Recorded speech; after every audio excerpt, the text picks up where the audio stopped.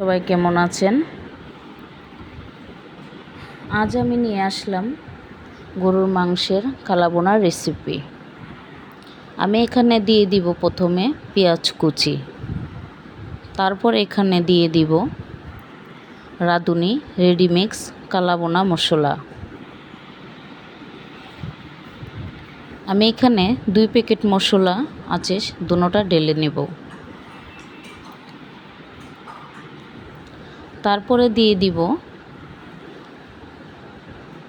লাল মরিচের গুঁড়া, হলুদের গুঁড়া, গরম মশলার গুঁড়া, পরিমাণ মতো লবণ। তারপর এখানে দিয়ে দিব 1 কাপ সয়াবিন তেল। ভেজে রাখা বেরেস্তাগুলো এখানে দিয়ে দিব, পেঁয়াজ বেরেস্তা। তারপর এখানে আমি দিয়ে দিব আদা রসুন বাটা।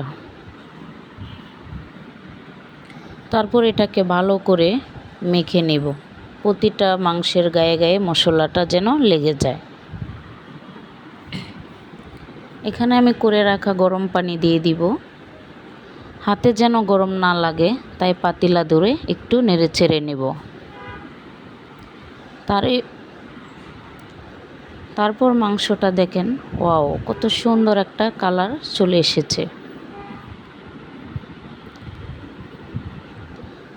আমি এটাকে আবার ডেকে নেব।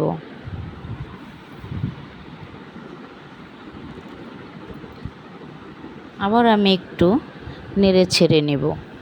গরুর মাংসটা একটু পরপর একটু নেড়ে চেড়ে নিতে হবে, না হলে হয়তোবা নিচে লেগে যাওয়ার সম্ভাবনা থাকে।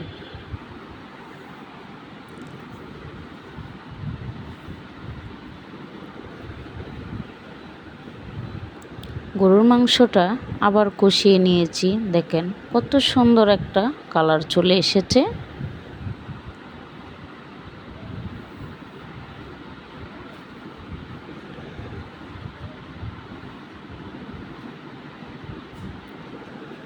গরুর মাংসটাকে আমি কিছুটা পানি দিয়ে দিব, আর একটু ভালো করে যেন মাংসটা সিদ্ধ হয়ে নরম হয়ে আসে। তারপরে আমি আবার একটু ঢেকে নেব। আমার মাংসটা প্রায় অনেকখানি হয়ে গেছে, দেখেন কত সুন্দর একটা কালার।